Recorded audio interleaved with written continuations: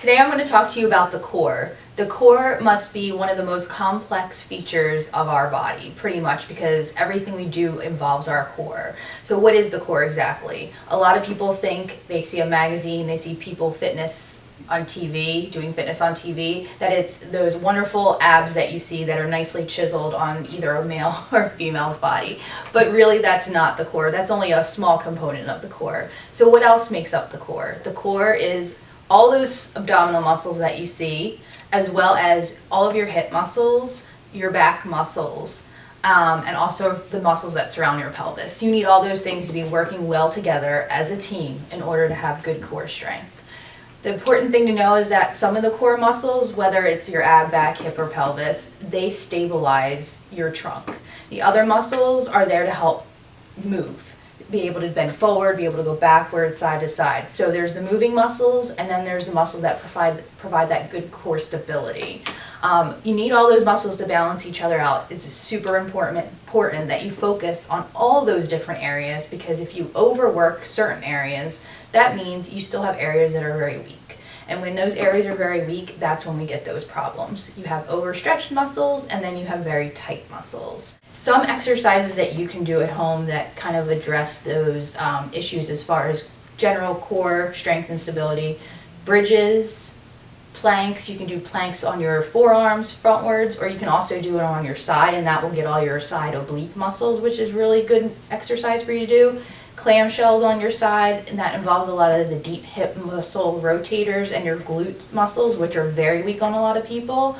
And also leg raises on your side, and that is also an excellent exercise that addresses core stability, whether it's your abdominals that are also contracting with your glute med muscles in the back and your rear end area. That first exercise is a bridge, coming up nice and slow, keeping that tummy tight and the glutes contracted in the rear end, and also coming down, not letting yourself drop too quickly.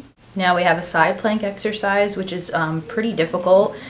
This is the regular version, not the modified version on the knees. And as you can see, coming up off the floor, the pelvis is stable and not dipping down, and she's engaging her abdominals and her glute muscles in the rear end to keep everything nice and straight. Clamshells are a great exercise for the core. You're on your side, you're bending your knees, and your legs are aligned together at the heels. And when you open up like that, you want to make sure you don't go too high. If you go too high, you will end up twisting at the trunk and the hips, which are pretty much compensating for the fact that you can't do them properly. So keep them nice and aligned. Make sure you go up nice and slow and stop before you rotate too much in the back. You can also actually take your top arm and put it on your hip to stabilize it, and that gives it an extra cue to make sure you don't twist at the trunk.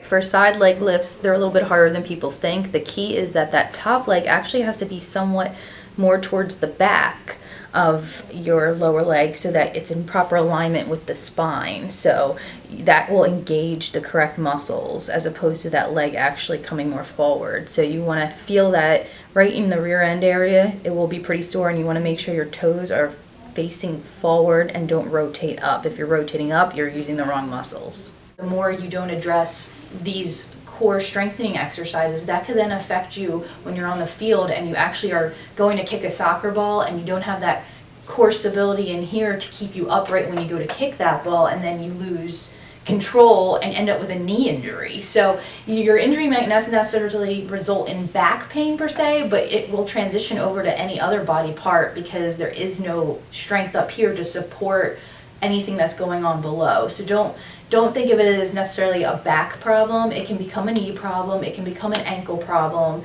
it can become a shoulder problem, because everything stems from your core.